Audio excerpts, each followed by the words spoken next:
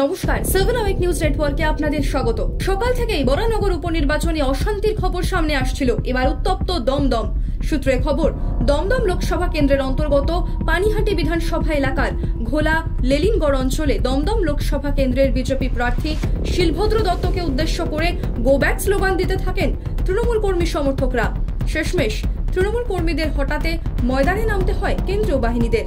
ঘাসফুল সমর্থকদের স্লোগান দেওয়ার মুহূর্তের সেই ছবি সরাসরি দেখুন 7 আওয়ার নিউজের পর্দায়।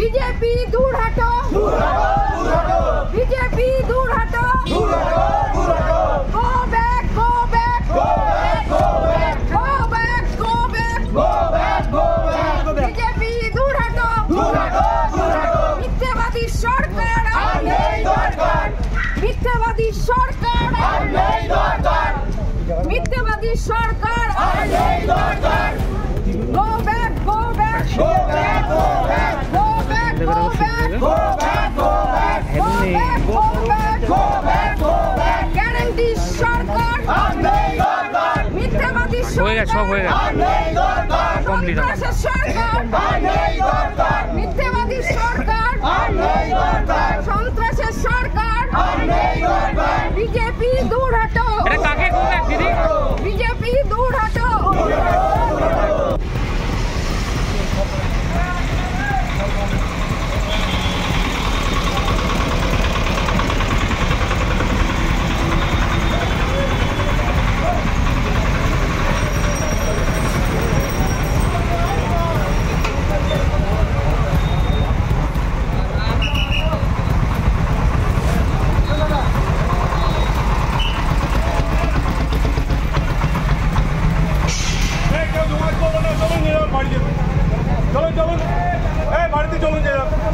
सब बैठते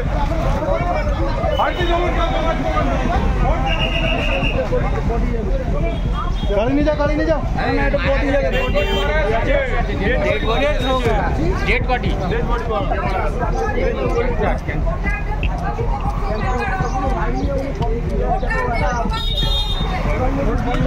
কাকে গো ব্যাক